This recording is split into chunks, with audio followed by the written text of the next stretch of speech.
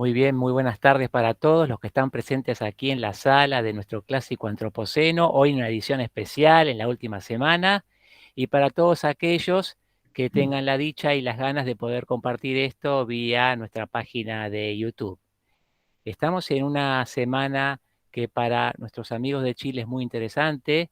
El domingo se produce un importante balotaje y por eso hemos convocado a dos personas que nos la invita a nuestro amigo Reinaldo Lobos, que ahora nos va a hacer un comentario, que son Octavio González Ojeda y Jorge Quiapacase Araya.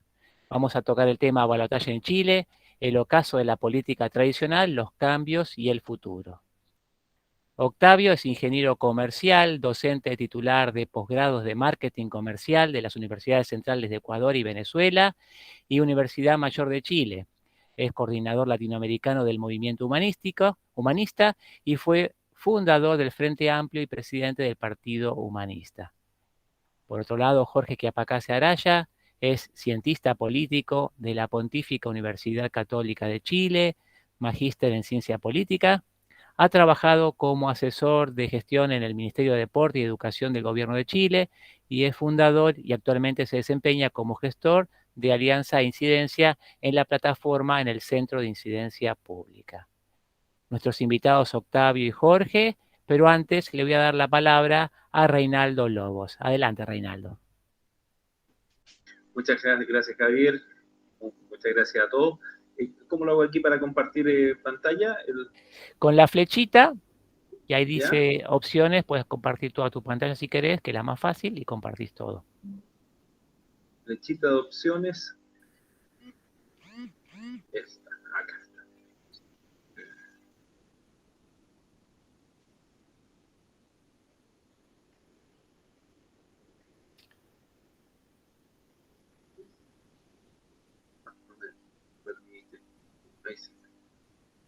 Reinaldo es colega agrónomo también y ha sido una actriz participante en nuestro grupo antropoceno.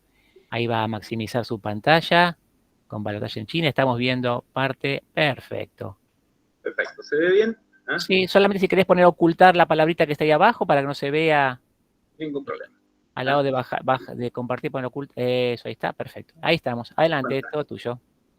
Bien, les prometo no quitarles más de 5 minutos. Mi nombre es Reinaldo Lobos. Les doy la bienvenida a este encuentro que le hemos llamado el ocaso de la política tradicional, los cambios y el futuro.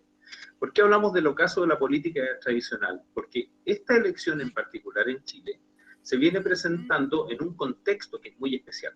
Y ese contexto es un contexto que parte el año 2019 con el estallido social. Voy a hacer una cronología relativamente rápida porque esto tengo que hacerlo en 5 minutos y si nosotros quisiésemos analizar los efectos del estallido, las causas, las consecuencias, estamos para un seminario de 3 días y no tenemos ese tiempo. ¿Ah?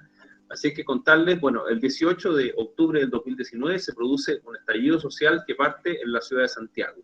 Esto viene a consecuencia de una seguidilla de manifestaciones estudiantiles que generan el colapso del metro, el subte que le llaman ustedes, de Santiago.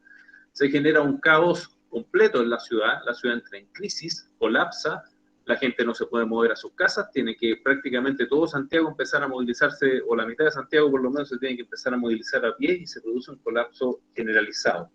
Ese colapso que si uno lo mira objetivamente a lo mejor no es algo tan grave, es finalmente la chispa que enciende la llama para producir un estallido donde ya el malestar social, digamos, colma el vaso y se estalla.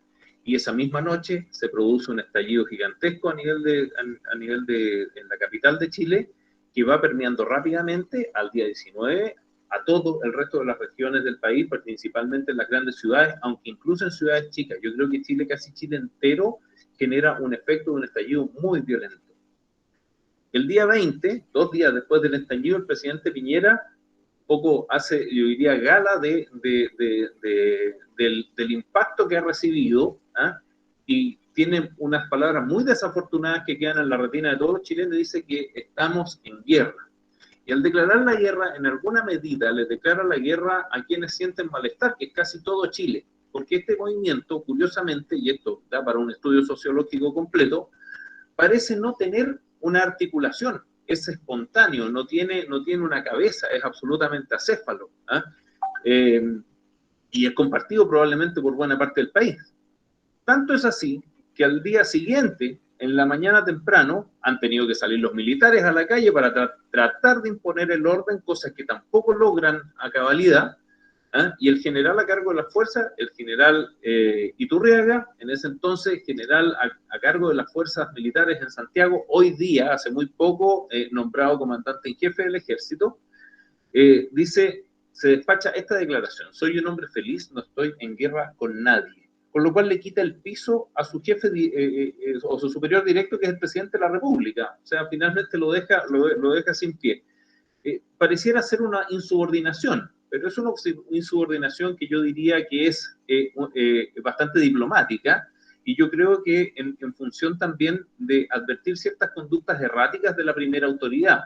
Sin ir más lejos, el 18 de octubre, cuando estalla la ciudad de Santiago, y Santiago arde por sus cuatro costados, y vemos imágenes que a todos nos impactan en televisión, de pronto aparece una imagen del presidente Piñera con su nieto cenando en una pizzería de Santiago, en una imagen absolutamente surrealista respecto de lo que estaba pasando. El estallido, como les decía, es tremendamente violento. Costó algunos de los costos que paso a detallar: 34 personas muertas, todas civiles, 350, 400 personas con trauma ocular, algunos ciegos, 25 estaciones del metro destruidas, la mayoría de ellas quemadas. Eso significa para el Estado chileno casi 400 millones de dólares en pérdidas para poder reparar y restablecer ese servicio que se demoró más de un año. 1.200 locales comerciales saqueados, muchos de ellos también vandalizados y quemados. Ataques a oficinas públicas, bancos, peajes de autopistas, e incluso cuarteles policiales y hasta militares. Esto que yo describo aquí es lo que llamamos octubre. Y se empieza a buscar una solución. A una semana del estallido se produce una marcha por la paz, que es la marcha más multitudinaria que yo creo que se recuerda en Chile. 1,5 millones de personas se congregan en el centro de Santiago, y en las regiones también hay yo diría que un llamado importante a que la gente se congregue. Ese día pasa algo extraño. La ciudadanía se convoca masivamente de manera pacífica, salvo escaramuzas que siempre hay por grupos violentistas, pero yo diría que es una marcha masivamente pacífica, reconocida casi por todos los sectores políticos, donde le mandan un mensaje muy claro, y ahí en la bandera chilena que aparece en esa imagen lo dice claramente: Chile despertó, no estamos en guerra. Es decir, ellos son muy claros de decir que aquí hay un despertar de un malestar que habrá que analizar, ver de qué se trata, cómo pasa esto, pero esa imagen, que es brutal, y yo diría que queda en la retina de todos los chilenos, marcando, yo creo que un hito histórico que va a quedar sin duda en la historia de Chile, ocurre ese día 25. Pero ocurre algo más, y yo creo que esta es una señal que ya nos empieza a hacer cierto ruido, y nos empieza a decir algo pasa. Ese día los cacerolazos, que es una forma que tenemos los chilenos de manifestarnos, empiezan a sonar en los barrios altos de Santiago. O sea, hay una solidaridad a un malestar que ya no es solamente de clases bajas. Algo está pasando en nuestro sistema político que pareciera instalarse un malestar a nivel general. Entonces, algo ocurre en Chile. El 15 de noviembre, y yo diría que después de que costó mucho ponerse de acuerdo, Octavio a lo mejor nos podrá dar más detalles probablemente de eso más adelante, se firma en el Congreso Nacional, o sea, por la vía institucional, algo que yo creo que caracteriza a Chile, buscar las salidas y las soluciones por la vía institucional. Se firma en el Congreso Nacional el Acuerdo por la Paz y la nueva Constitución. Ha perdido con esto Sebastián Piñera una de las primeras cosas que le mandaron a cuidar. El sector que representa a Sebastián Piñera, hay dos cosas que cuida mucho: el modelo económico y la Constitución. Aquí se le cae una de ellas, que es la Constitución, porque no queda más camino, y para reencontrar la paz hay que buscar esta salida. Aquí hay cierta controversia, hay muchos chilenos que dicen que este no era la salida, que este no era el camino, que la Constitución no resuelve nada, pero yo creo que hay un hecho que es indesmentible. Esto fue como una caldera que le abrieron una válvula para liberar la presión. Y del momento en que esto se firma, si bien es cierto los desórdenes continúan, baja la intensidad de manera considerable y se empieza a perder. Y yo diría que el estallido se empieza a acabar desde ese día en adelante. Esto es noviembre. ¿Por qué les digo esas cosas? Porque hoy día en Chile hay un lenguaje: el octubrismo y el noviembrismo. El octubrismo que está muy relacionado con este tema del estallido, de lo violento, de las quemas, de los saqueos, y el noviembrismo con los acuerdos, con el orden, con la esperanza. No existe uno sin el otro. Desgraciadamente aquí no es que nos podamos elegir una cosa con la otra, quedó en la historia y así es como se va. Se viene entonces adelante un proceso constituyente. Hace exactamente un año después de esa gran marcha se produce, y después de una postergación por la pandemia, se produce el plebiscito por una nueva constitución. Y aquí hay cosas interesantes que destacar. Chile es el primer país del mundo que le hace una consulta ciudadana a su gente para ver si ellos quieren cambiar o no quieren cambiar la constitución, y además les consulta en ese mismo plebiscito bajo qué mecanismo van a querer cambiar de dos propuestos: mixto, donde estaban los parlamentarios presentes y una parte de la ciudadanía, o constituyente, donde se eligen íntegramente todos los convencionales que participan en esa asamblea. ¿Eh? El 15 y 16, bueno, además el mecanismo logra tener paridad, 50% son mujeres, 50% son hombres, logra escaños reservados para pueblos originarios, transformándose en una constitución bien particular y marcando ciertos hitos históricos que nuevamente se enmarcan en la institucionalidad. O sea, como que Chile siempre tiende a volver al orden, lo cual no es malo, al contrario, yo diría que es bastante bueno. El 15 y 16 de mayo, en una tremenda, en una mega elección que hubo, pues no se eligieron solamente convencionales, habían varias elecciones postergadas producto de la pandemia, se eligen los constituyentes. Se pueden elegir gran cantidad de constituyentes independientes y no hay hegemonía de fuerza. Se forma, la verdad, que una mezcla bien heterogénea dentro de esa comisión constitucional que va a definir esta nueva constitución, y se ven obligados a conversar. Hoy día hay quienes dicen que ya pareciera haber una hegemonía de fuerza. Yo creo que ha habido un trabajo importante en cuanto a buscar acuerdos. Pero yo creo que si alguien se siente muy seguro ahí adentro, creo que no está nada seguro, y me parece que el clima electoral de hoy día lo demuestra. Ahí están los resultados. Fue casi un 80% y un 80%. Casi un 80% quiso una nueva constitución y casi un 80% eligió el mecanismo de la elección de constituyentes para 100%, digamos, constituyentes, gente que fuera elegida para ese efecto. ¿Qué pasa este año? Se nos vienen las elecciones. Están las elecciones parlamentarias y están las elecciones presidenciales. Fíjense ustedes, aquí está el panorama, está un poco chiquitito, pero yo se lo puedo explicar rápidamente. El Senado y la Cámara de Diputados quedaron casi en una paridad perfecta. Hay de las fuerzas políticas, por así decirlo, si ustedes lo quieren llevar a izquierda y derecha, están prácticamente equiparadas en ambas cámaras. Son casi un 50% y 50% perfecto. ¿Qué significa esto? Que los programas presidenciales que vengan ahora se los pueden echar al bolsillo, porque estábamos absolutamente claros que la única forma de manejar esto va a ser con diálogo, lo cual a mí en lo personal me parece bastante bien. ¿Qué pasa en las elecciones presidenciales? Y lo vinculo un poco a lo que habíamos visto. José Antonio Kast es el único candidato que votó rechazo. Todo el resto, salvo Franco Parisi, que no llegó a Chile ni siquiera para el día de la elección, porque no estuvo nunca presente y fue candidato presidencial, no hizo un día de campaña aquí en el país, un caso bien particular, pero todo el resto son candidatos del apruebo, votan apruebo. Y finalmente se impone José Antonio Kast en primera vuelta y Gabriel Boric le sigue. Yo diría que son fuerzas bastante extremas, aunque no tanto, pero yo diría que representan más bien extremos. No se pierden las dos fuerzas políticas principales que habían estado en Chile, que son la que representaba a Sebastián Sichel, que viene un poco por el lado del oficialismo, y la que representaba a Jasna Proboste, que viene un poco del lado de la exconcertación. Esos dos candidatos se pierden, sacan una votación, si ustedes se fijan, bastante baja, y quienes pasan a segunda vuelta son José Antonio Kast y Gabriel Boric. Yo les dejo inmediatamente la pregunta a nuestros dos invitados que van a pasar. Le vamos a dar la palabra al primero, Octavio, que está ahí con el tiempo un poco más justo con su seminario. Pero, ¿qué pasó? Que de un momento dado, este movimiento que decía aprobamos, y que el 80% de este país decía apruebo y vamos por ese lado, de pronto se enfrenta a esta situación donde en esta segunda vuelta es muy probable que logre casi un 50% el candidato del rechazo. Algo ha pasado en este tiempo y yo creo que por ahí viene un análisis interesante que deberíamos hacer. Les doy las gracias por haberles robado este tiempo y le dejo la palabra a los invitados. Muy bien, mientras deja de compartir Reinaldo, entonces le damos paso a Octavio. Octavio, adelante. Gracias, Javier. Bueno, saludar a todos los amigos que se han unido a esta conversación, agradecer la invitación y bueno, partir raudamente con la presentación de Reinaldo. Primero, Reinaldo, decirte que muy bonito trabajo. Concuerdo con el 99%, hay un 1% que entendí que era una interpretación, lo otro eran datos duros, y por lo tanto será tema ese 1%, porque creo que efectivamente, si tuviera que partir desde algún lado respecto de lo que significó el estallido social, creo que este estallido social tiene algunas características que son realmente notables. El primero es que es acéfalo, no tiene una cabeza, no hay una conducción.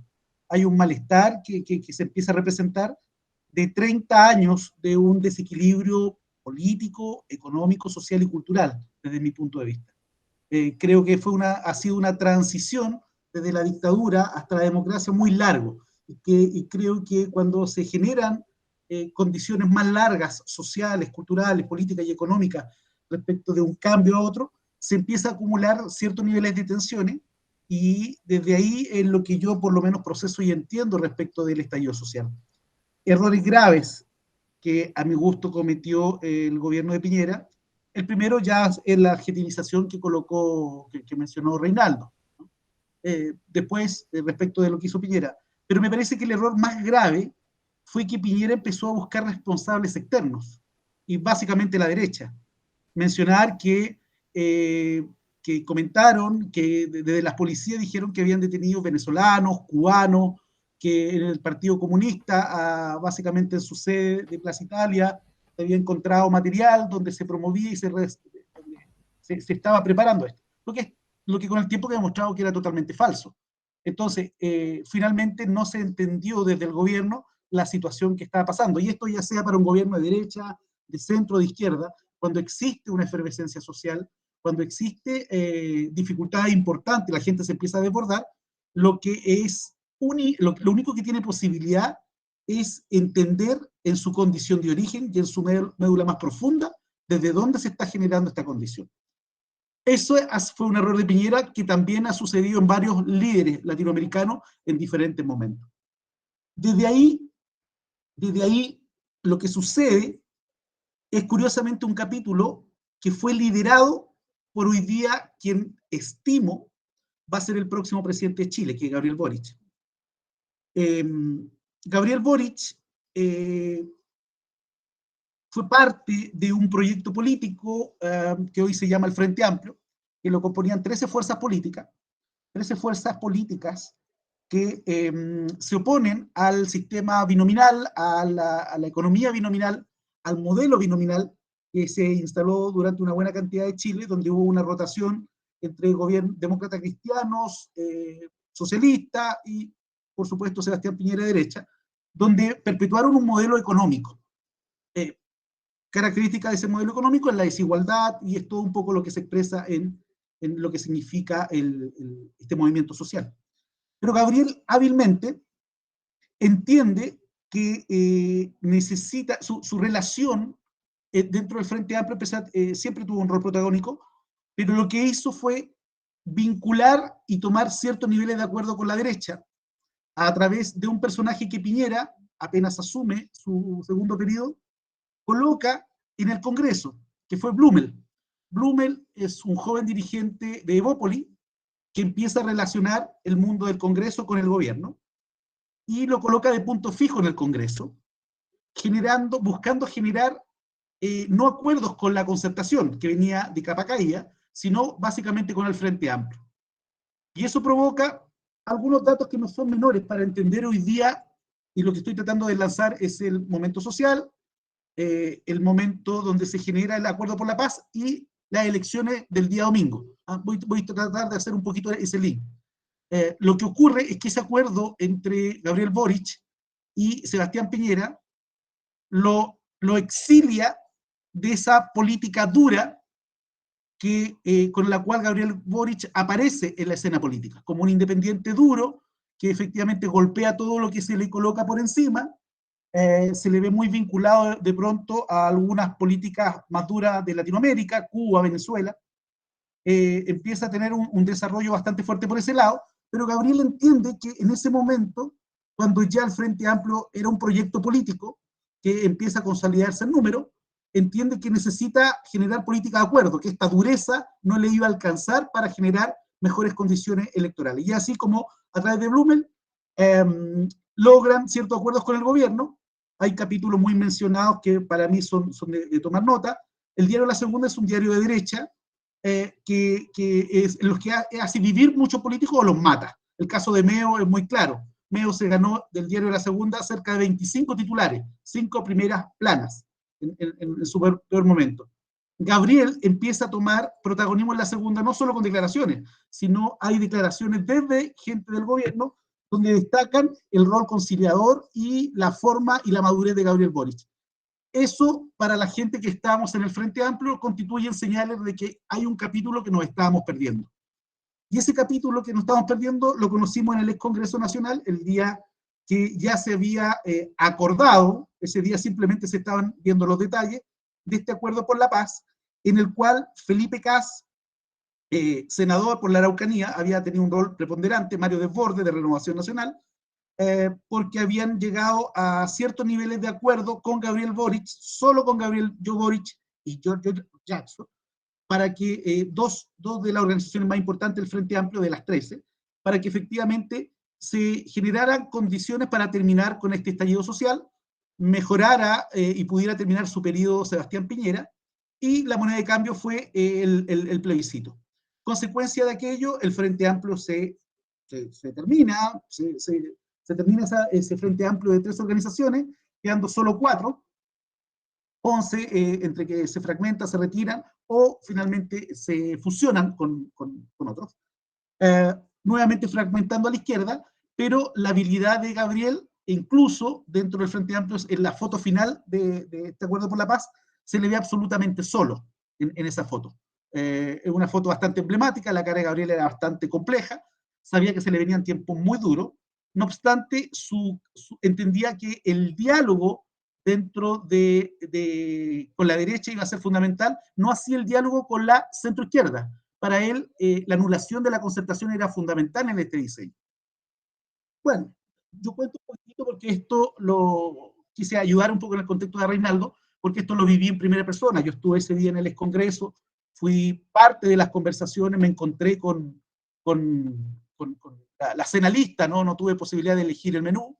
La verdad es que Gabriel tenía con Giorgio, nos instalaron en una mesa los presidentes de partido del Frente Amplio y nos dijeron, estas son las condiciones, punto, ¿no?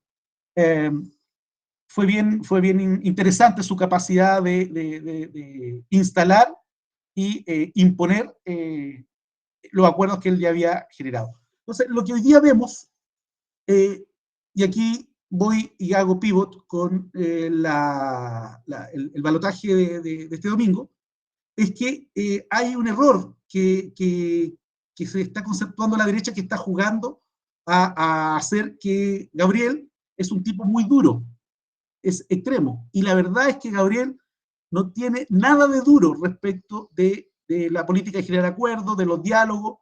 No lo estoy dando necesariamente como una virtud muy profunda, porque no tuvo empacho en traicionar a sus compañeros de proyecto para llevar adelante lo que él considera que es lo que se debía llevar en ese momento. Por lo tanto, si ustedes incluso hoy empiezan a recoger las entrevistas, las notas o lo que está diciendo el mundo empresarial en Chile, es prácticamente cero. Luxic algo dijo, pero ya está absolutamente en silencio, porque el equipo de Gabriel, dando todas las garantías, ha tenido más de 30 reuniones con diferentes sectores del mundo empresarial. Por lo tanto, hay acuerdos que lo que va a pasar en los próximos años va a ser un maquillaje respecto de las expectativas sociales que se pueden generar en el país.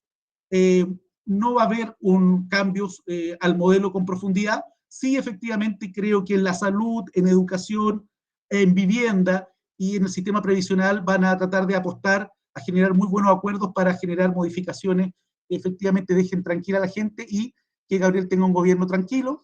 Hay cierto sector del mundo empresarial que ve con buenos ojos que esté Gabriel porque le quita la excusa a la calle.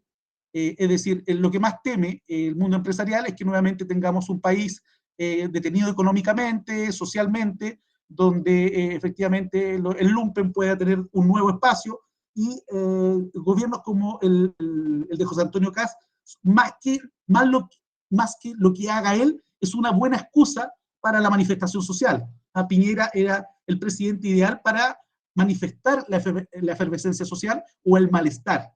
José Antonio Kast podría encarnar un estallido social 2.0 porque es una muy buena excusa para efectivamente, en buen chileno, no sé cómo lo dirán los hermanos argentinos, calentar los ánimos, ¿no?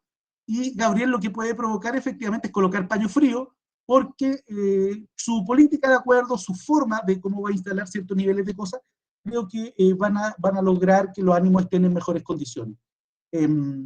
Creo que eso, como bien resumido, ¿no? Pero traté de llevar un poco la presentación de Reinaldo desde los inicios del estallido a cómo se ha ido conduciendo esto. Hay errores importantes desde mi punto de vista y graves. Me leí el programa de José Antonio Kast y de Gabriel de segunda vuelta, ¿no? Porque acá es muy curioso, hay programas de primera vuelta y programas de segunda vuelta. No sé si pasa en todos lados, pero me llamó poderosamente la atención. Y hay errores todavía tremendamente brutales los dos, por ejemplo, en el sistema de pensiones. Todos los economistas, con esto digo que no encuentro que todavía que sean programas muy serios para transformaciones sociales o cambios muy profundos, ni cambio en el modelo, o incluso perpetuar el modelo. Si José Antonio Kast quiere perpetuar ciertas cosas del modelo, tiene errores tremendos en su programa. Si quiere modificar el modelo, Gabriel Boric tiene errores tremendos. Un ejemplo de aquello, y con esto cierro mi parte en este lapso, es que el sistema previsional en Chile, al existir un daño histórico, al haber generado una cuenta de ahorro previsional del 10%, que a todas luces, por supuesto que es insuficiente, promovido en el tiempo de acuerdo a los cambios económicos de un país para generar pensiones medianamente dignas, y luego al generar retiros de pensiones de estos fondos, por supuesto ustedes entenderán que el daño que existe para la generación de las pensiones de ahora, de la gente que se va a pensionar mañana, como de los que están generando futuras pensiones, significa hacer a lo menos generacionalmente 60 años, son 60 años más o menos en los cuales tú podrías regularizar un sistema de pensiones de acuerdo a las características económicas del país. Eso significa, por supuesto, que tiene que haber un subsidio generacional, que los jóvenes tienen que ir subsidiando generacionalmente las pensiones de la gente que va terminando su vida laboral activa de trabajo. Nada de eso. Son los sistemas mixtos los que en Europa, por ejemplo, han tenido la posibilidad de regenerar las economías previsionales. Hay muy poco de eso. En el último debate se mostró, y los dos dijeron literal, no tenemos mucha claridad de eso, pero efectivamente estamos tratando de ver cómo resolvemos el tema de las pensiones. Los dos no tenían claridad respecto del tema, en su programa tampoco hay mucha claridad, hay muchos errores incluso técnicos desde mi punto de vista, lo que nos demuestra que este programa de segunda vuelta de los dos, la verdad es que se construyó en base al termostato electoral, es decir, de acuerdo a lo que se recogieron en las redes. Gabriel es un candidato muy de redes, le afecta mucho lo que dicen las redes en positivo y negativo. José Antonio le enseñaron que era tremendamente importante conectarse también por ahí respecto del discurso, y las moderaciones también se han hecho por ahí. Por lo tanto, este programa de segunda vuelta nos demuestra que tenemos dos candidatos que uno ni va a perpetuar el modelo, ni el otro lo va a modificar. Por lo tanto, yo tengo dudas que esta elección no estemos jugando tanto. Creo que el término de la transición o del cambio de los paradigmas políticos en realidad es lo que va a suceder. Cualquiera de los dos que gane es el término del binominal de los dos grupos políticos importantes de los últimos 30 años, como fue la Concertación y Chile Vamos, lo que conocíamos como esa política de esos dos bloques, es lo que se enterró en la elección pasada, y que por supuesto hoy día se consolida en la próxima elección, porque ninguno de los dos candidatos representa ninguno de esos sectores. Creo que eso en realidad es el fin de ese ciclo, y que a mí me parece que es bastante bueno para generar un proyecto país distinto, que eso tendremos que verlo de acuerdo a quien gane y sea el próximo presidente de Chile. Muy bien. Hicimos la primera etapa con Reinaldo, la segunda con Octavio y ahora en el tercer acto, Jorge Chiapacase.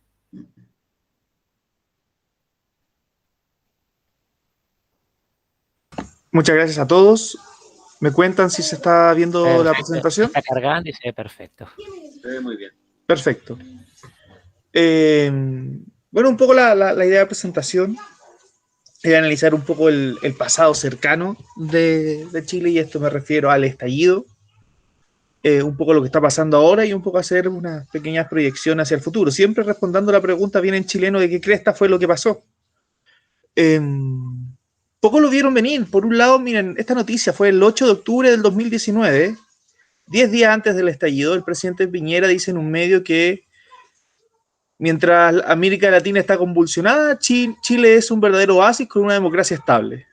11 días después, el mismo medio, que en este caso es La Tercera,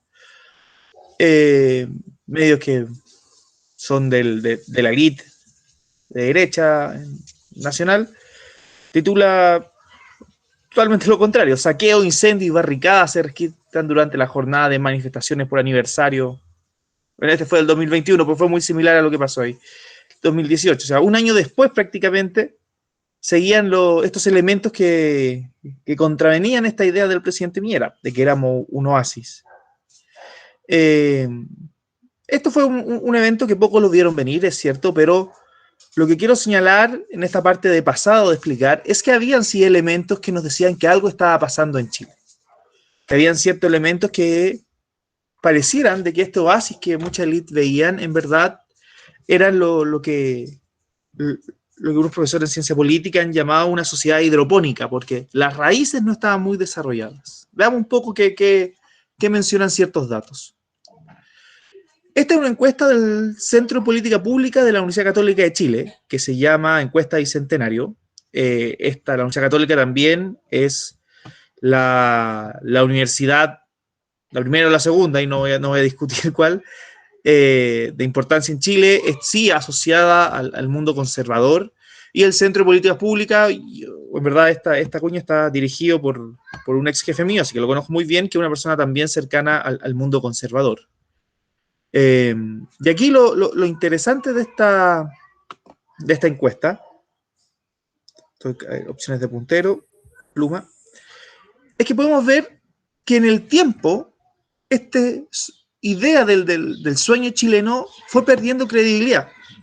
No sé si se puede ver claramente, pero si no les cuento. Esta primera pregunta dice, bueno, ¿qué tan probable creen ustedes que es, en este caso, un pobre salga de la pobreza? Este es porcentaje de la gente que cree que es muy probable o bastante probable que un pobre salga de la pobreza. El 2009 era el 27% de las personas en Chile creían que era muy probable o bastante probable salir de la pobreza. Y eso, para el 2019, bajó prácticamente 10 puntos porcentuales. Una baja importante, significativa. Y ahí podemos ver diferentes elementos que todos, respecto a esta idea del sueño chileno, ha perdido estabilidad. Una persona de clase media puede llegar a tener una buena situación económica. El 2009, casi la mitad de la población creía que eso era muy probable, y para el 2019 bajó para el 24, prácticamente a un cuarto de la población. Muchos podrán decir, bueno, esto es normal, después del estallido viene una etapa de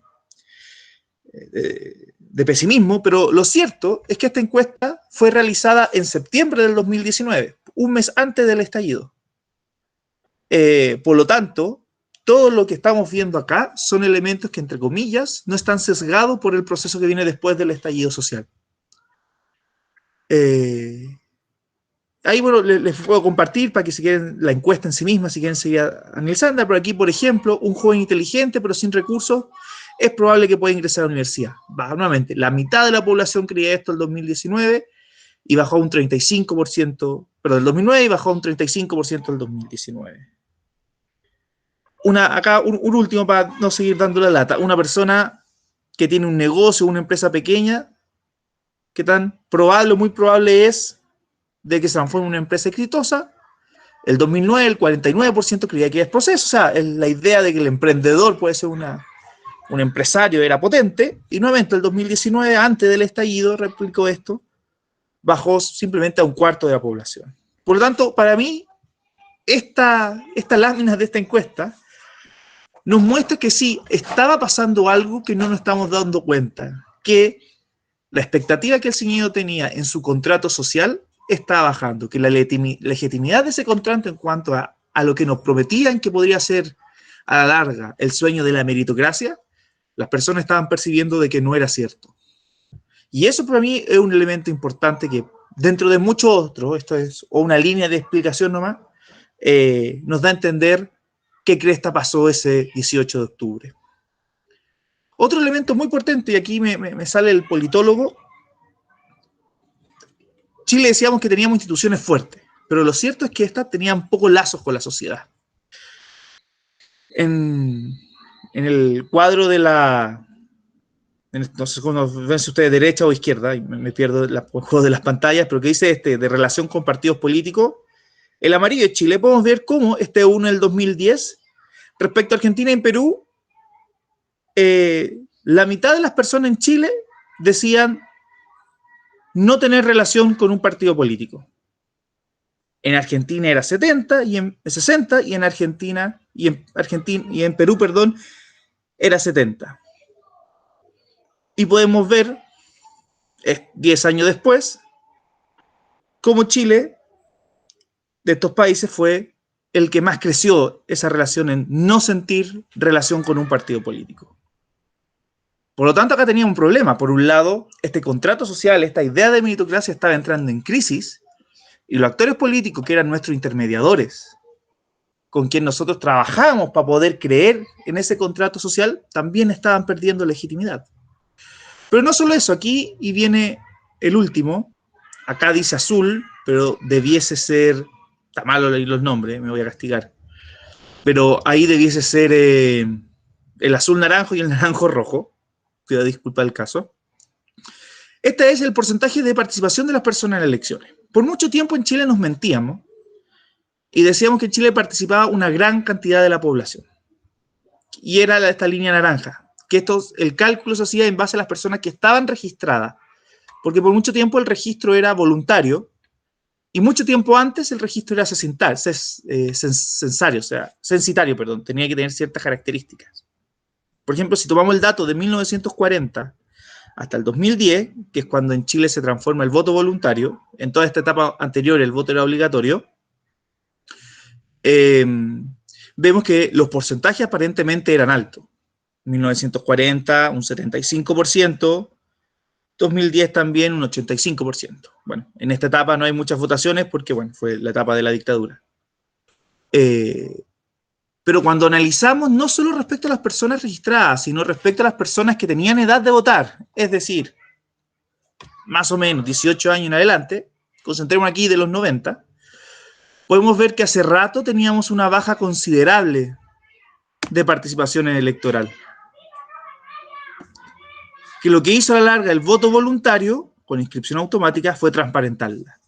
Es decir, de los 90 al 2010, teníamos una brecha de participación que estaba siendo escondida, que las élites no la estábamos viendo, que creíamos que era un oasis porque teníamos alto espacio de participación, cuando en verdad lo que muestra esto es que las personas estaban dejando de participar en las elecciones. Por lo tanto, tenemos 3 problemas hasta antes del estallido en general. El sueño chileno, el sueño de meritocracia, ese contrato social, se estaba perdiendo fe en él.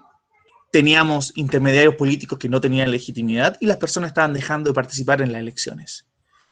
Por lo tanto, y aquí me voy de tesis, que creo que es compartida al menos con el mundo más politológico, que es de donde yo provengo, de ciencia política, que más allá de los problemas económicos que tenemos en los últimos años, el gran problema de Chile parecía ser respecto al contrato social.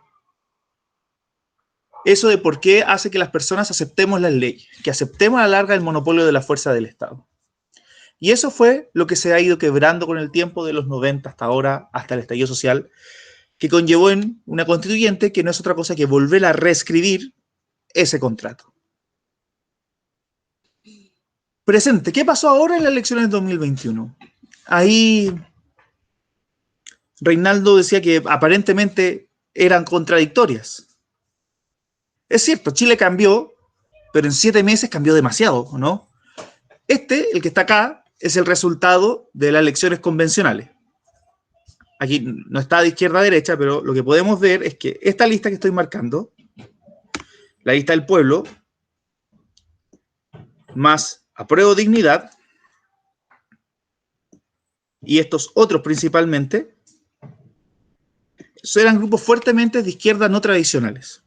Apruebo Dignidad es el grupo donde está el Partido Comunista, el Frente Amplio, que actualmente lidera Boric como candidato presidencial. Y a la vez también apareció un nuevo grupo que se llama Independientes No Neutrales por la Nueva Constitución, que eran independientes de centro izquierda, pero eran actores nuevos que antes no habían participado en la política. Y como podemos ver, esta era la izquierda tradicional, la centroizquierda tradicional, que era la lista de la prueba.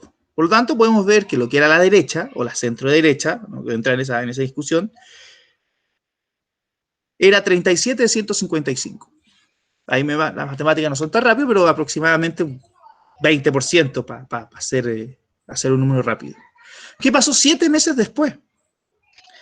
La misma derecha, el mismo Chile, Vamos por Chile, que sacó 37, y aquí se llama Chile Podemos Más, de 37 subió a 53 candidatos en la convención y en la legislativa, en la Cámara de Diputados. Hago esta misma comparación porque fue el mismo proceso electoral, el mismo sistema electoral, eran los mismos distritos y en la misma cantidad. Eran calcados los dos sistemas, por lo tanto son totalmente comparables. Y no solo pasó esto de que Vamos por Chile, que pasó de un 37 a un 53, aumentó, sino que también apareció un grupo de derecha radical, extrema derecha, o derecha muy conservadora. Esto en Argentina son actores que estarían a la derecha de Macri, son tan, entre comillas, neoliberales como Milei, pero son mucho más conservadores que Milei, para dar un símil con quizás la política argentina.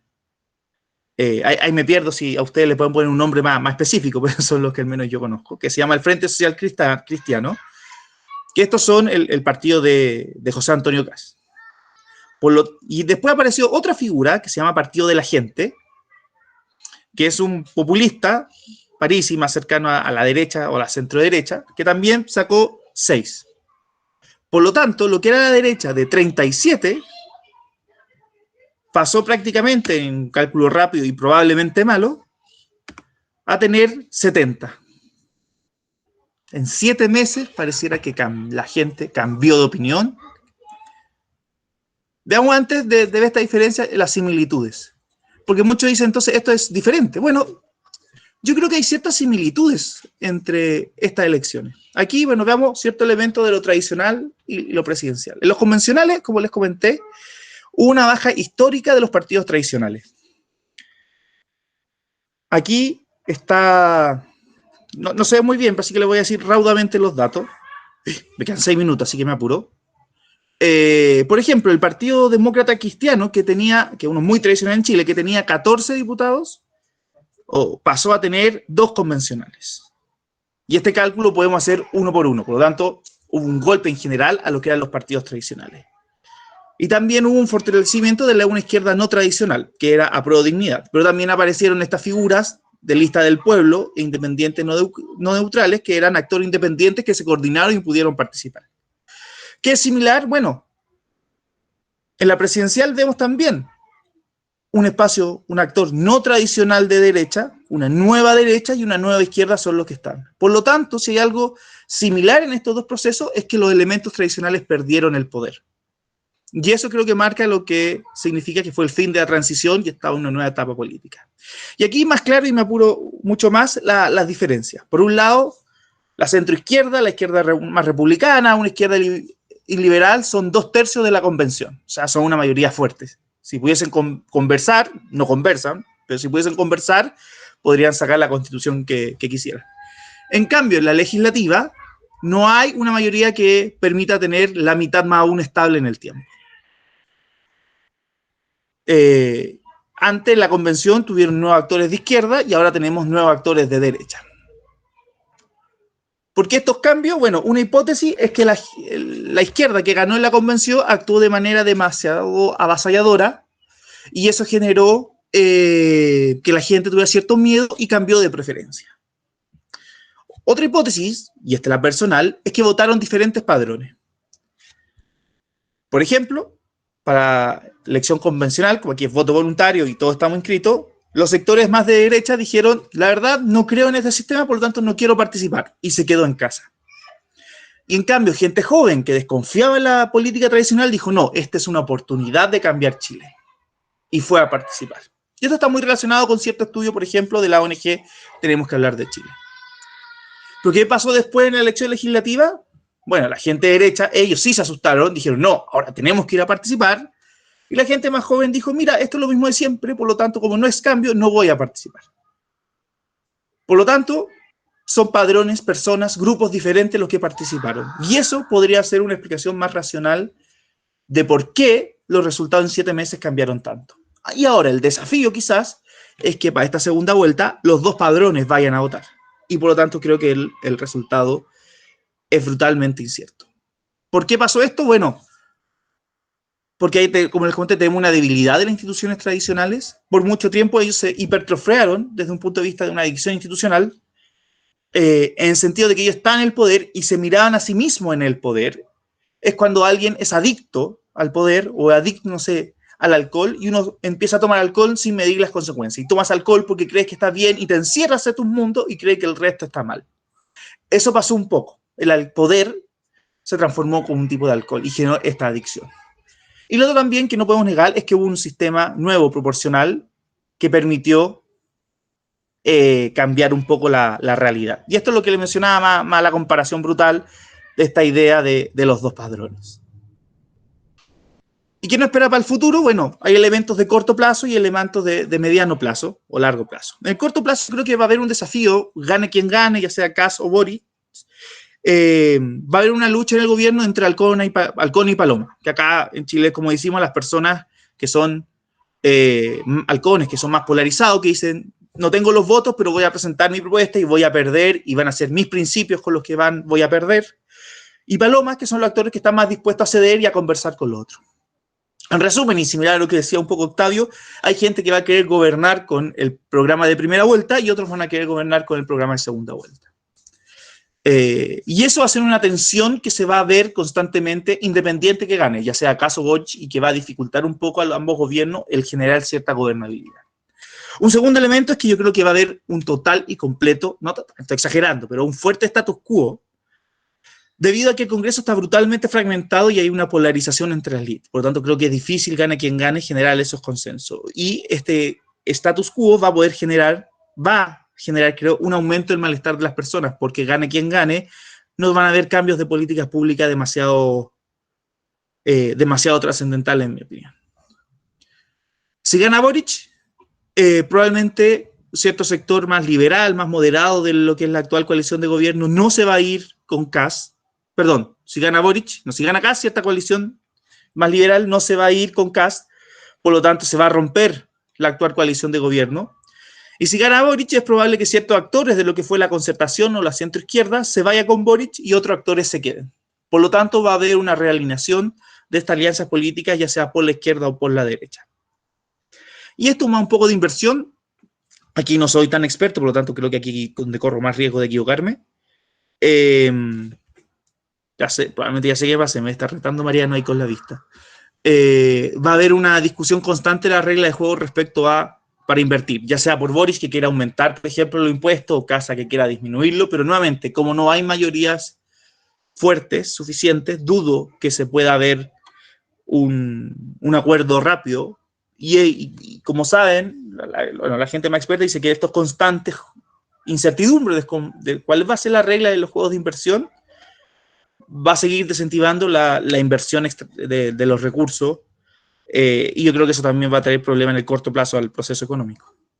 En el mediano y largo plazo, bueno, si el proceso constitucional falla, yo creo que Chile va a pasar a lo que se llama una peronización de sus instituciones, donde va a seguir esta discreción, vamos a pasar a una lógica más de la votación individual, partidos que cambian constantemente, más que incluso una nueva Venezuela, porque el poder de Chávez y de Maduro es porque ellos tienen cooptado al ejército, y en Chile eso no pasa. Por lo tanto, en verdad, yo Creo que es irresponsable hablar de esta venezuelización porque en verdad no son las mismas condiciones, ya al menos desde el punto de vista del ejército, pero sí avanzar a una lógica como pasa en Perú, que no sé si vieron, pero el presidente salió electo y a los 2 meses su partido le quitó el apoyo porque el presidente se había derechizado. A eso va a avanzar Chile, creo yo, si es que el proceso constitucional falla. Y si el proceso constituyente avanza, creo que se puede recuperar, no el elemento de la estabilidad económica, pero sí el proceso de la estabilidad institucional. De aquí termino, y ya disculpen esta aceleración propia del chileno. ¿Cómo afecta esto a Boca? ¿Cómo afecta esto a Argentina? Acá tenemos la talla que uno que siempre veía a Niembro, cualquier equipo de fútbol que preguntaba, que estaban hablando, él de repente preguntaba, ¿y cómo afecta esto a Boca? Y eso se transformó en una idea, bueno, como un dicho de, bueno, ¿cómo afecta esto a nosotros? Y en este caso, ¿cómo creo que puede afectar a Argentina o a las personas que vienen allá respecto a elementos en Chile? Nuevamente, acá yo no soy tan experto, así que acá tengo un alto riesgo de equivocarme más respecto al resto de estas proyecciones, pero si se mantienen los gobiernos peronistas, independientes si son los gobiernos K o del otro peronismo no K, yo creo que Boric va a tener una facilidad de poder tener muy buena coordinación con ellos. Sin embargo, no tengo pruebas, sí tengo pruebas, pero y no tengo dudas de que va a haber una política de fortalecimiento de la industria local que podría frenar ciertos procesos de importación incluso, y también, obvio, de exportaciones de los procesos. Por lo tanto, la política económica internacional podría ser muy condicionada, especialmente este espacio de los tratados de libre comercio en Chile. Si gana Kast, bueno, si se mantienen los gobiernos K específicamente, creo que es evidente que va a haber un mal relacionamiento entre los gobiernos. Sin embargo, la derecha tiende a funcionar en lo que ellos llaman la teoría de las cuerdas separadas, que tienden a separar las relaciones políticas de las relaciones económicas. Por lo tanto, eso podría ser cierto elemento que no esté tan relacionado la mala relación política con el proceso económico o la relación económica.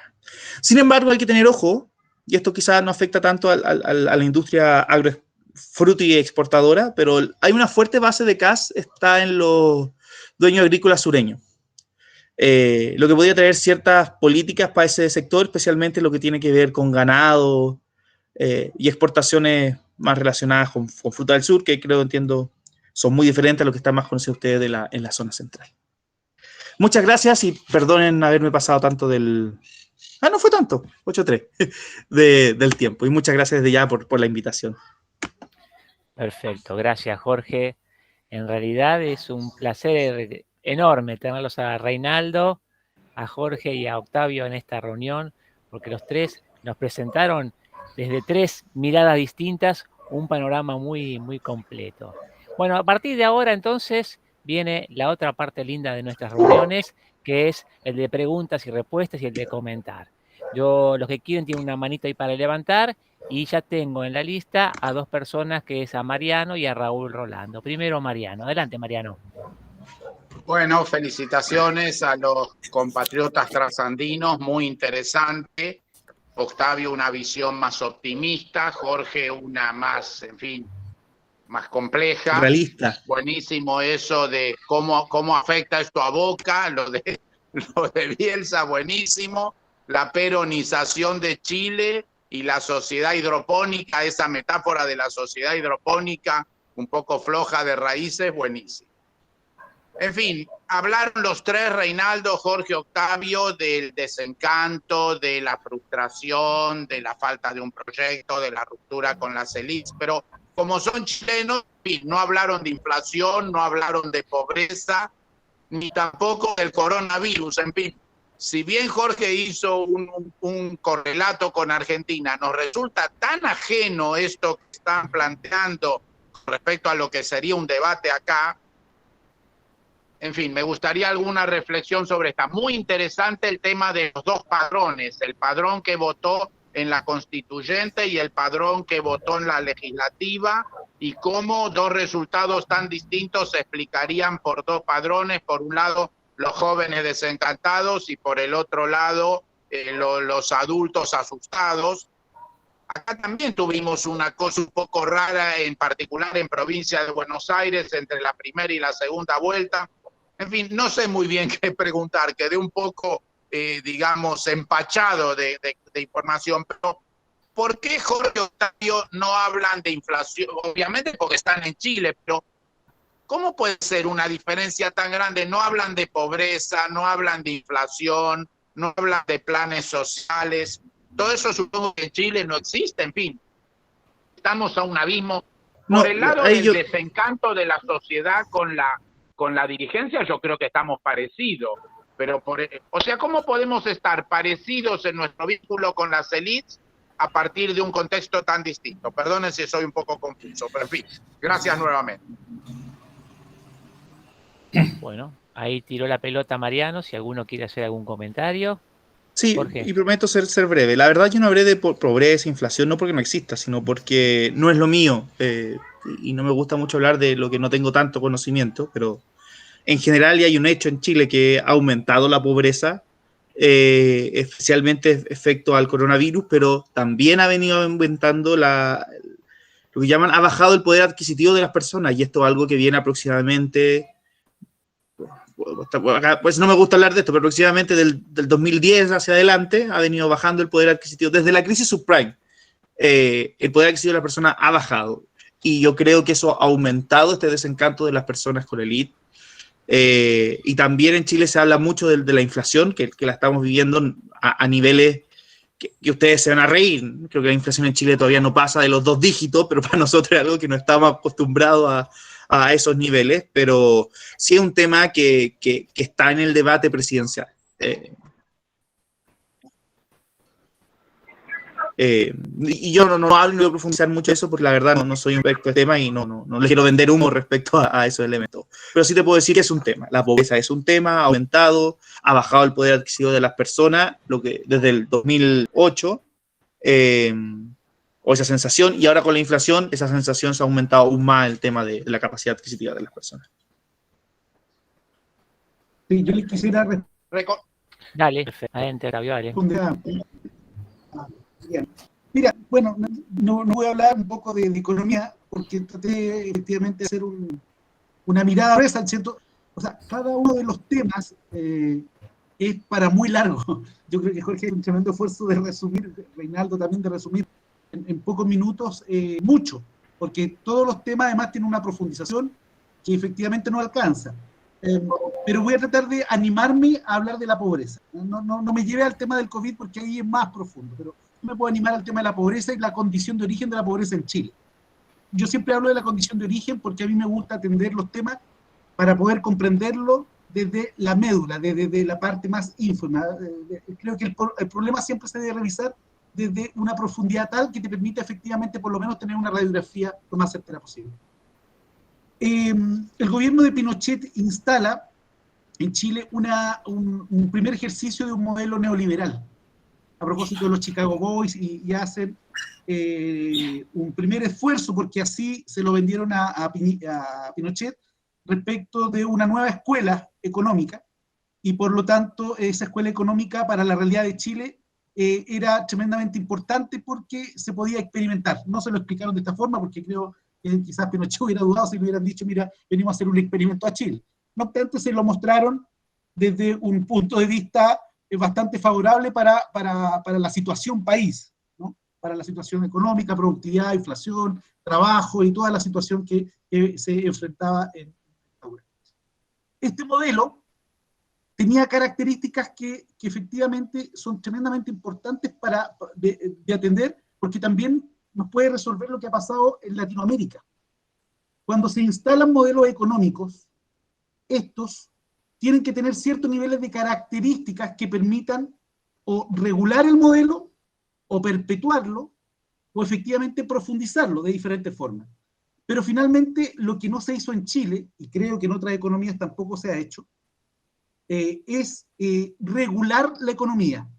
Cuando tú colocas una economía de libre mercado, en donde dices que existe la posibilidad en esta libertad económica de que el grande se coma al chico, tú no estás regulando la relación entre toda la cadena económica.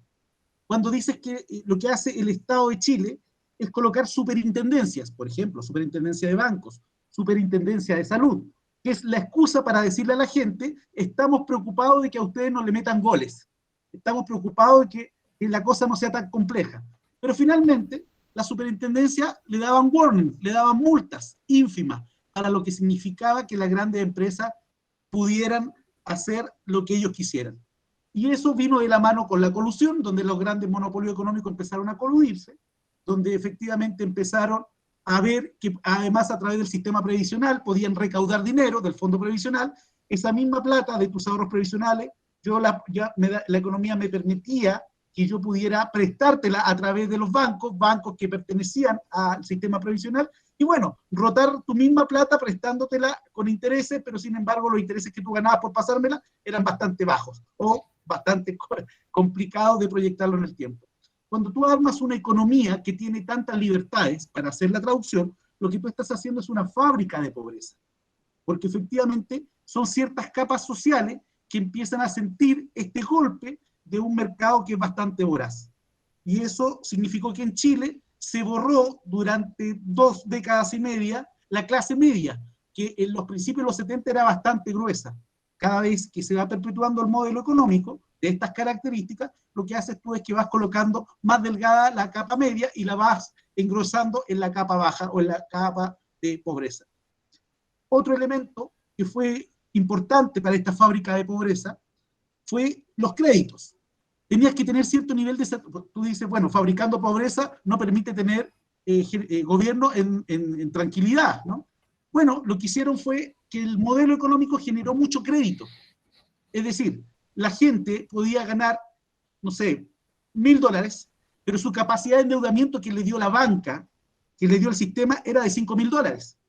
Entonces, no me importaba que efectivamente tu economía fuera más baja de la capacidad de endeudamiento, porque yo te daba capacidad de endeudamiento. Y si a la vuelta de la esquina ya te sobrepasaba un poco el tema, lo que se hacía era darte más crédito sobre crédito con tasas de interés más altas, lo que permitía que efectivamente yo incluso, la banca, permitiera que vendiera sus pasivos, que eran cada vez más gigantes.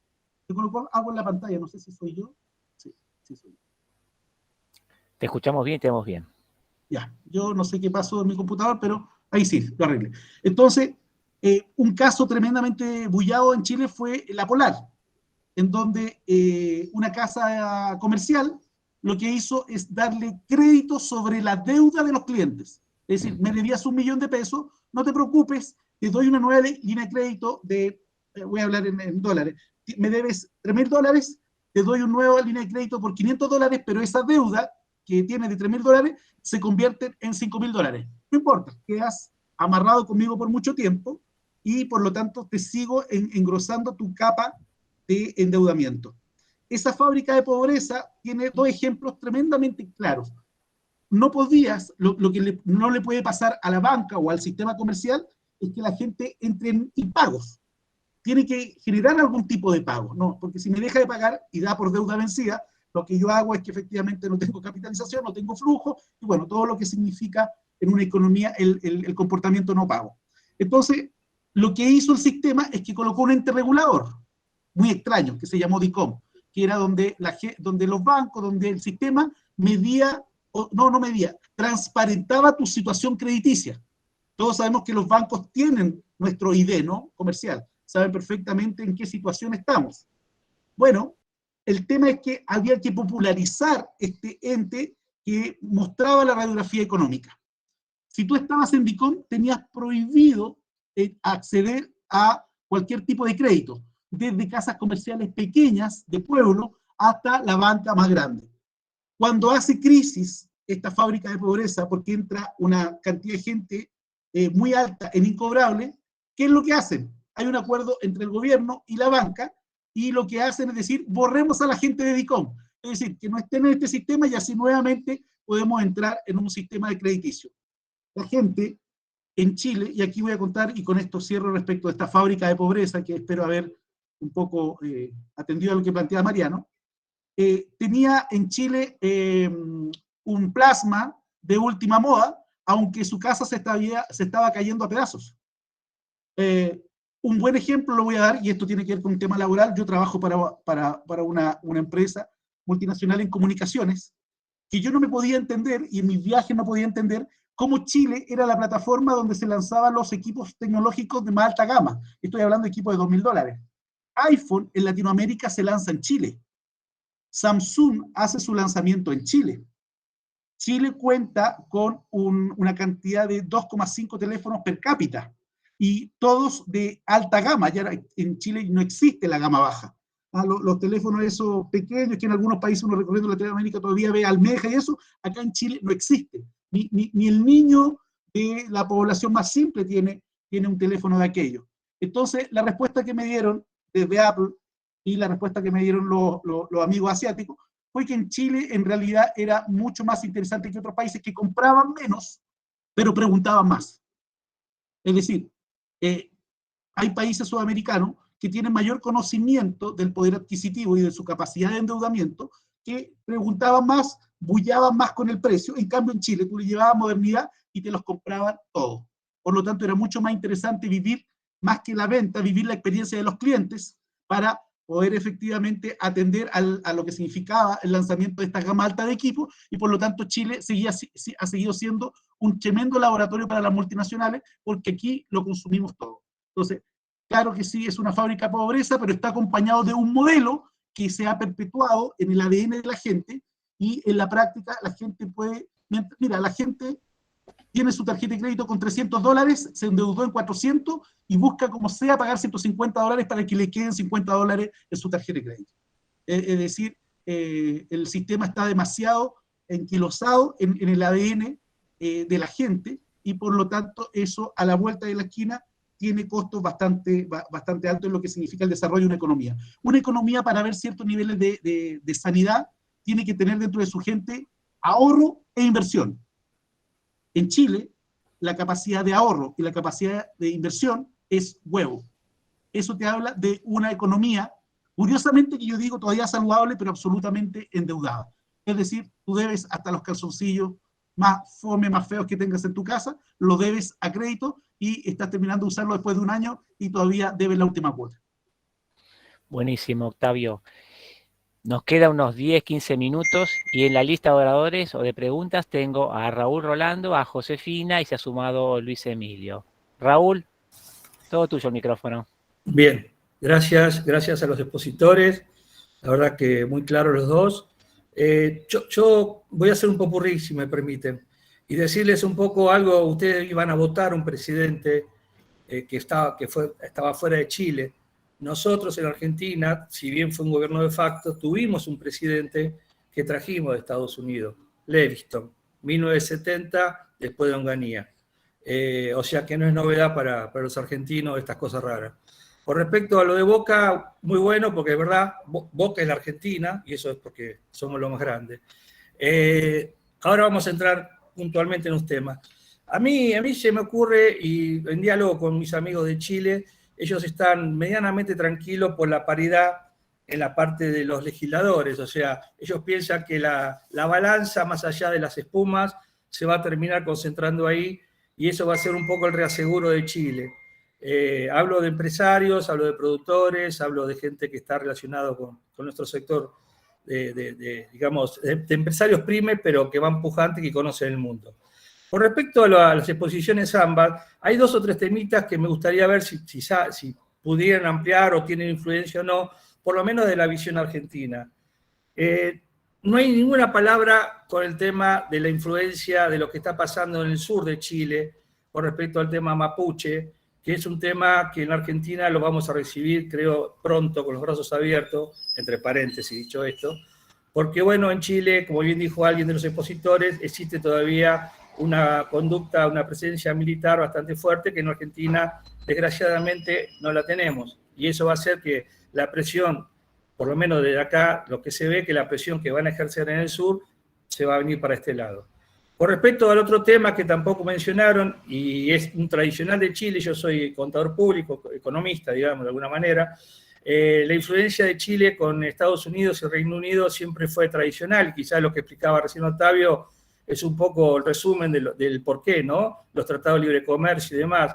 ¿Ustedes creen que la elección, en el caso que gane el candidato de izquierda, va a dejar pasivo, en el buen sentido de la palabra, en el mundo globalizado a Estados Unidos y a Chile, perdón, a Estados Unidos y al Reino Unido, con el agravante de que en Argentina tenemos una base china en el sur, y no sé si Chile tiene alguna base de ese índole. O sea, esto visto de una visión estratégica, ¿no? Porque a veces nos pasa a los argentinos, acabamos de ganar una elección y ya la oposición se divide en 20 bloques, o sea, estamos locos todos. Entonces, a mí me parece que quizás el tema chileno, si bien es apasionante, porque había, yo he ido muchas veces a Chile, esa clase que está como empujando, es como que se desbordó.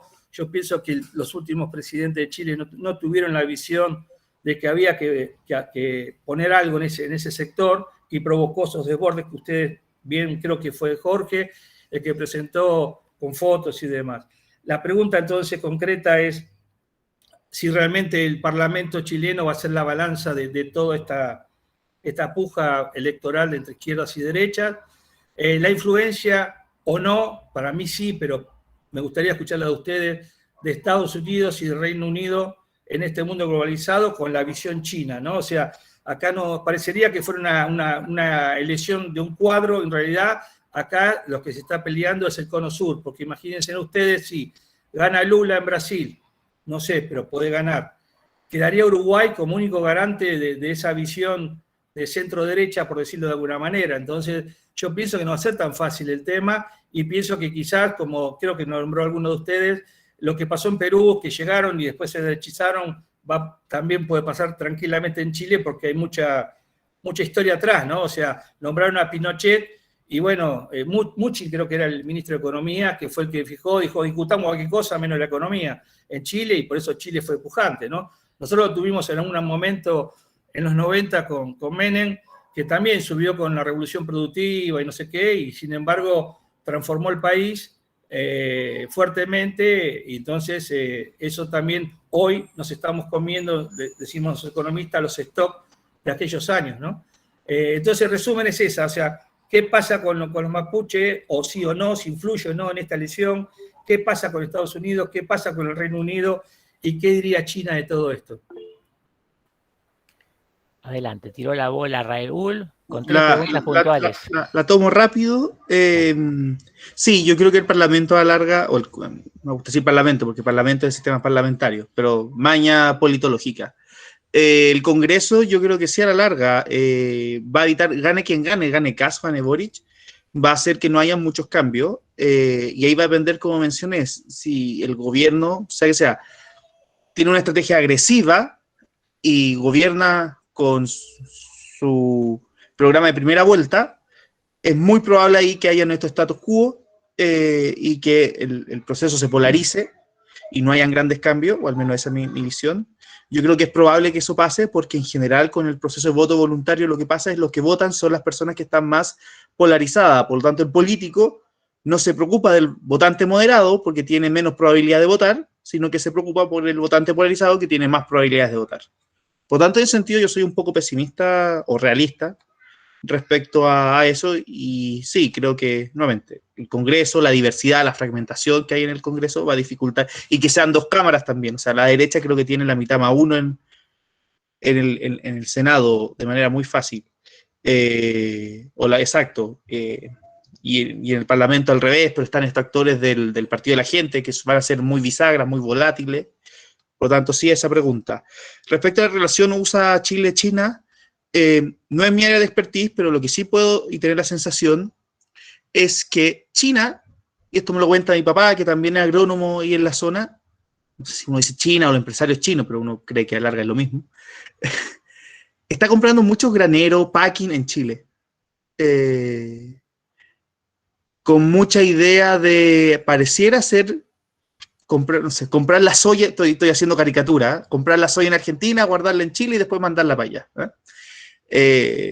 Y los empresarios en Chile en general no le tienen asco a China, pero va nada.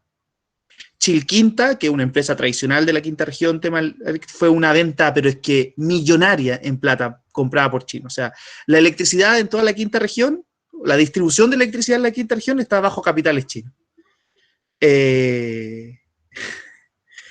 Así que en verdad en ese sentido yo creo que este soft power que le llaman de China ya está llegando a Chile. Y sí creo, esto es pura hipótesis, de que el gobierno de Boric podría tener cierta necesidad, si es que China sigue con el crecimiento económico, que es algo que también puede estar en discusión, y ahí usted creo que sabe más que yo, podría haberse tentado en que si no puede hacer reformas tributarias que quiere realizar, tenga, creo que, emitir bono, emitir deuda, y podría ser que la única persona interesada en comprar pudiese ser desde China, para poder financiar sus procesos de cambio. Porque China, te entiendo, ha ocupado esas estrategias con muchos países en África, creo, ahí, usted sabe más que creo que Argentina también tenía una relación ahí estratégica en ese sentido, Venezuela ni hablar, que antes ocupaba a Rusia y ahora está ocupando a China, por lo tanto, sí creo que si gana Boric, podría potencialmente aumentar más, dado que Boric, a diferencia de Kast, tiene una promesa de mayor gasto, por lo tanto va a estar más necesitado de recursos. Y bueno, cuando hay plata no nos importa si es dictador o no, parece. Y respecto al tema mapuche, es un tema brutalmente complejo. Yo creo que ahí se mezclan dos cosas relacionadas con Mariano antes. Hay un tema de pobreza, si no me equivoco, la 9ª región es la región donde hay mayor pobreza en Chile, que no se relaciona porque hayas mapuches sean pobres, sino como es pobre y a la vez hay el tema mapuche y sean pobres. O sea, no hay una relación para mí a menos de causalidad. Y sí ha pasado también de que ha ido un proceso de, así como se ha polarizado el votante, hay espacios del mundo mapuche que también se han polarizado. Aquí puedo pecar de iluso, pero creo que el hecho de que hayan dentro del proceso constituyente escaños reservados para el pueblo originario puede ser un paso para poder avanzar en elementos de lograr esta legitimidad. Por ahora lo que pasa a la larga es que a la larga el pueblo mapuche y todos los pueblos originarios, pero en este caso mapuche, no se siente chileno. Por lo tanto, tienes un problema de no dos naciones en un estado cuando el Estado no reconoce que hay dos naciones. Por lo tanto, eso te va a generar conflicto y creo que esa es la historia de muchos países multiculturales. Y creo, yo entiendo esto, que esta convención es un pacto donde diferentes naciones, en un lado la chilena, y que está hablando con la otra para poder arreglarse una convivencia y aceptar la legitimidad a larga. A larga lo que está en discusión es la legitimidad del monopolio de la fuerza del Estado. O sea, en verdad es impensable que en una zona de Chile, cuyo nombre no me acuerdo, no hayamos podido entrar a hacer censo. O sea, para Chile era como orgullo nuestra capacidad de entrar a todos lados por el censo y la capacidad de censar a todas las personas del país. Independiente del tema que logró el presidente Piñera, no me acuerdo si ahora en el anterior, que hizo un censo horrible, lo cual yo creo que le costó mucho porque afectó algo que era como de orgullo nacional para nosotros. Tenemos Kuklugui en la zona o algo así. Ahí la gente del censo no pudo entrar porque no hay legitimidad del Estado. Y yo creo que, no digo que el proceso constituyente sea la solución, sino que es un pequeño plazo para poder generar esa relación un poco más de paz. Y también creo que, no puedo mentir, hay un problema económico de fondo, y también hay un problema de la pérdida de monopolio. O sea, hay grupos armados, aquí yo no conozco mucho, así que voy a amarillar lo más posible, que pueden ser mapuches o que usan el criterio mapuche. Yo creo que usan el criterio mapuche, pero voy a amarillar nomás. Y están ocupando las armas para generar sus beneficios para ellos. Y también ahí hay que entrar a recuperar en sentido el Estado de Derecho, el monopolio legítimo del Estado del uso de la fuerza. Pero creo que lograr esa recuperación de ese uso legítimo de la fuerza, o el monopolio del uso legítimo de la fuerza, no es usando más fuerza meramente, sino también tiene que haber un proceso detrás, mucho más complejo y más político. Pero tengo fe que estamos más cerca de una solución que antes. Y bueno, como dice el dicho, antes del amanecer, la noche es más oscura, ¿no? Y me puse cursi, pero creo que algo de eso puede haber. Estamos llegando a nuestro límite de tiempo y le queremos pedir a nuestros invitados, a Jorge, a Reinaldo y a Octavio, si nos permiten unos minutos más, porque tengo a Josefina que quería hacer unas preguntas y también a Luis Emilio. ¿Están de acuerdo ustedes? Octavio, Sí, sé que está con el tiempo justo. Bueno, sí, entonces le damos la palabra a Josefina. Bueno, buenas tardes, ¿cómo les va? Muy rápido porque, bueno, por la limitación de tiempo. Primero que muchas de las cosas que ustedes, digamos, nos encantaría tener los problemas de ustedes, ¿no? De exceso de acceso al crédito, exceso de capacidad de consumo exacerbada, bueno, todo ese tipo de cosas no las tenemos. A mí me llamó muchísimo la atención con los retiros como digamos, la primera pregunta en una charla que tuve con un chileno fue, bueno, ¿cuánto subió el dólar? Porque se fue todo el mundo corriendo al dólar, obviamente, con los pesos chilenos además que tenía. Y dice, no, ni se movió el dólar, no se movió la inflación, recién ahora les está impactando, eso para nosotros es el paraíso inexplicable. Pero visto desde este lado de la cordillera, a ver, la verdad que la sensación que queda es un poco, quería saber a ver qué opinan ustedes de esto, como que lo que están teniendo es una especie de crisis de crecimiento, ¿no? De una enorme masa que antes no tenía acceso a un montón de bienes, e incluso bienes culturales, etcétera, y que eso no se vio reflejado en temas de movilidad social, etcétera. Ustedes siguen teniendo como una élite muy cerrada que, bueno, nada, impide ese sentido de pertenencia, ¿no? Por más que la gente tenga más acceso a la educación, etcétera. Por lo menos así se ve. Y como que la respuesta un poco es desconcertante, porque está la tía Pikachu y todos estos personajes que tienen en la convención, que la verdad que dan susto, porque es tremendo eso. Pero bueno, quería ver cómo ven ustedes esto, si les parece que puede ser factible. Y después lo otro que quería saber, que no me acuerdo, es cómo sigue la convención. La convención va a ser un modelo de constitución que se vota por sí o por no. Bueno, ¿cómo sigue esto? ¿Cuánto tiempo después de la elección presidencial, cuánto tiempo más tiene la convención para dar el modelo de constitución que tiene? Si están cambiando absolutamente todo, si se sabe algo de lo que está pasando ahí adentro. Bueno, un poco sobre el proceso de la convención. Ahí tiró Josefina la pelota a la cancha. ¿Y algún Javier, jugador? una propuesta. Podría plantear de inmediato Luis lo que él va a preguntar, y así cuando respondamos con Jorge un poco tratamos de recoger todo para Dale, finalizar. Luis Emilio Solís. Tenés ahí, si puedes abrir tu micrófono y haces la última pregunta. Se nos fue de la sala, Luis. Bueno, entonces quedamos con la de No Josefina y quise hacer la cerramos este pregunta. evento. Dale tú, Octavio, que yo ya he hablado mucho en la otra. Sí, no, mira, voy a tratar de redondear un poquitito mi cierre, tratando de tomar un poco lo de Josefina y la pregunta anterior. Respecto del tema de los padrones, se me había quedado. Yo creo que es muy interesante, efectivamente, 2 padrones. Ha modificado mucho el padrón electoral, pero yo creo que hay 3 padrones y puede haber un cuarto.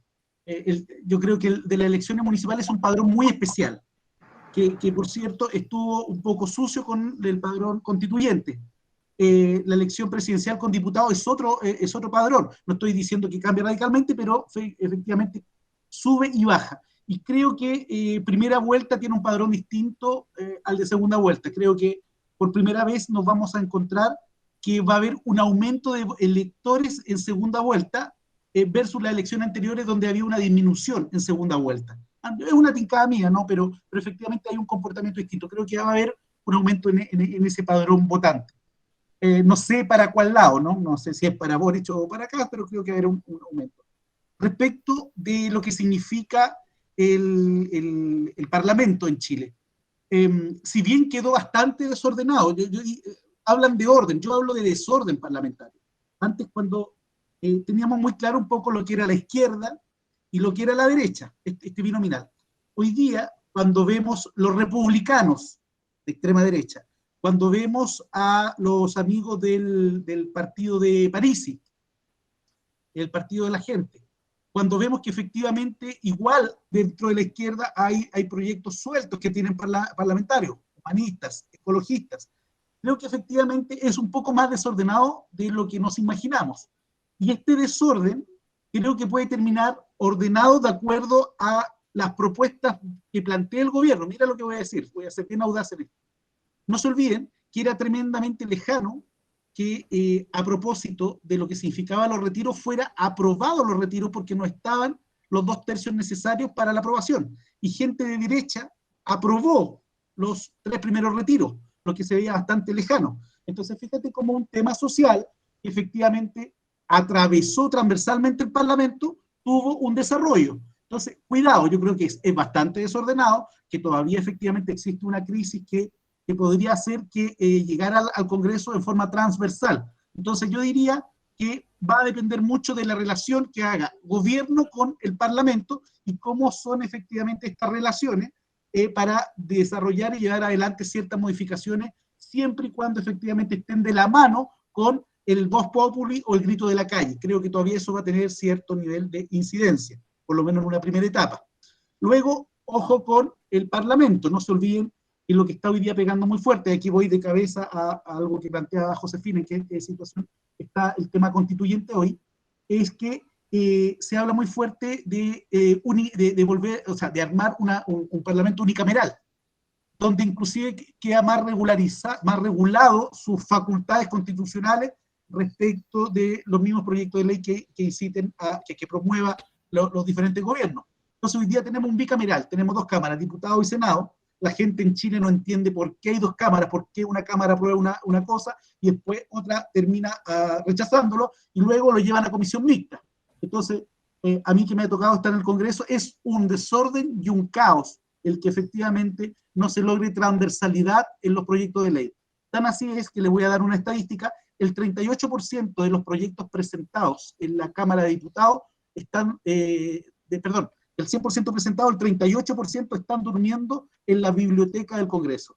Es decir, no han podido tener ningún tipo de desarrollo, pese a que el 100% se ha discutido, ya sea en los diferentes tipos de comisiones, salud, educación, vivienda, o efectivamente ha sido incluso discutido en algunas comisiones mixtas, que es un elemento que tienen las cámaras para efectivamente no llevar directamente a votación los proyectos en las dos cámaras. Entonces, hay un dato no menor, efectivamente hay una carga negativa que tiene la forma de operar el actual Congreso, que creo que va a tener consecuencias en lo que van a estar armando, lo que están armando o lo que están pensando los constituyentes, que ha estado un poco más lento porque al no tener experiencias anteriores, recién terminamos hace poco la reglamentarización de efectivamente de la Constitución, de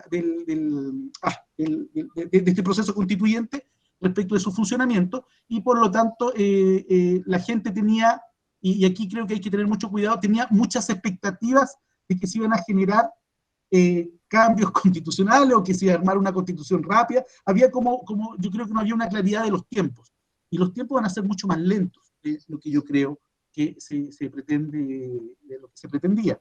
Creo que las modificaciones, la construcción de esta nueva constitución, porque yo creo que es importante sacarse este ruido que quiere instalar alguno, que es modificación. Esta construcción de esta nueva constitución va a tener la verdadera disputa no dentro de la constituyente, la verdadera disputa va a ser el plebiscito de salida de esto. Y creo que ahí efectivamente nos vamos a encontrar nuevamente con el modelo de CAS, que va a intentar efectivamente no modificar mucho, o que esto vuelva a un retroceso, y los que efectivamente quieren generar una nueva constitución con otras características.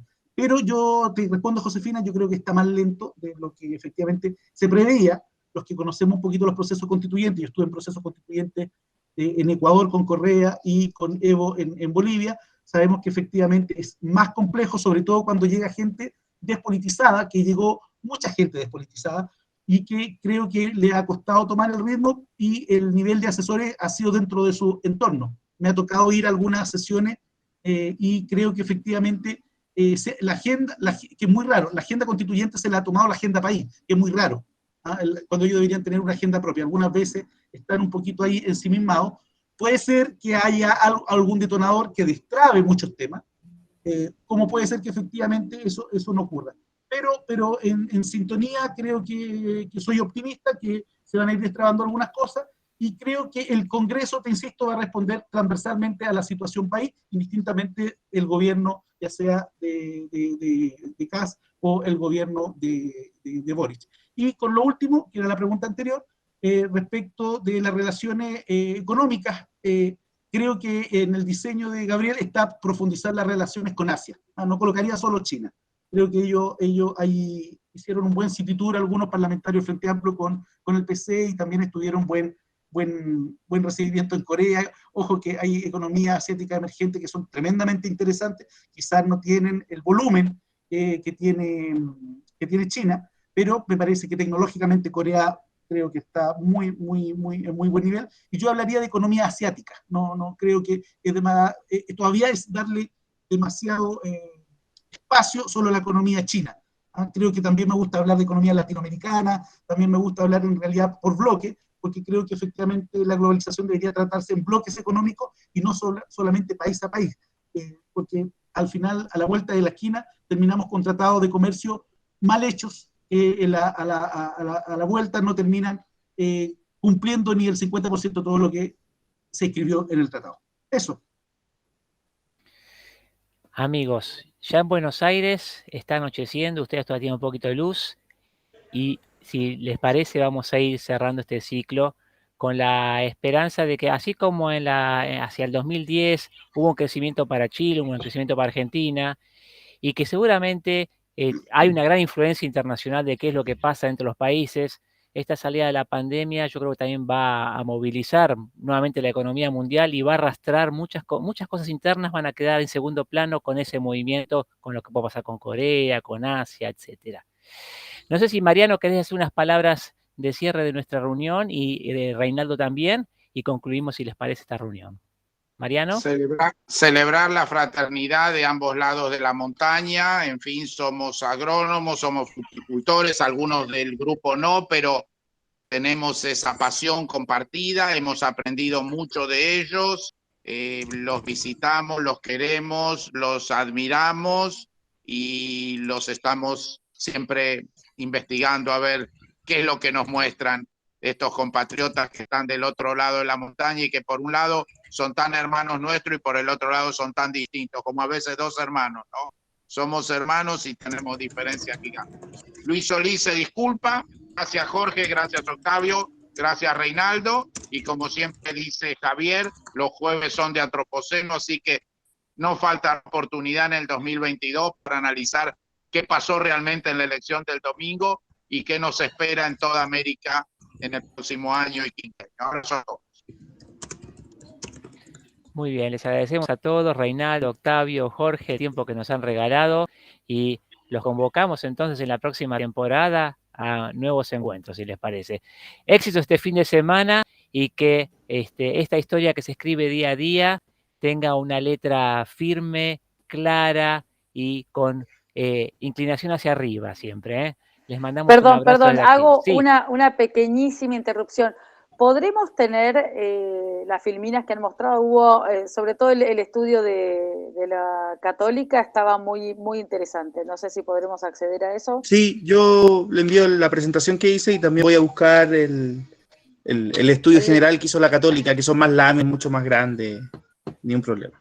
Perfecto, muchas gracias. Para los que no lo saben, Javier está grabando todas las reuniones, así que seguramente mañana pasado la edita y nos queda el registro. ¿Cuál es la página de ustedes? Va 100%, no se edita nada en este caso, estuvo imperdible. Sí, perdón Jorge. ¿Cuál es la página de ustedes para estar atento? Es Antropoceno en YouTube, pero después te pasamos el link. Dale. Y si no en las redes nos vas a encontrar a Mariano y a mí, estamos en las redes, así que seguro va a encontrar. Perfecto. Josefina, Alberto, Jorge, Raúl y las personas que estuvieron en la sala y a ustedes tres, nuestros invitados de esta reunión, muy buenas noches, muy agradecidos a todos. Felices fiestas. Gracias por la invitación. Chao, chao. Felicidades, suerte el domingo. Que sea en paz. Adiós.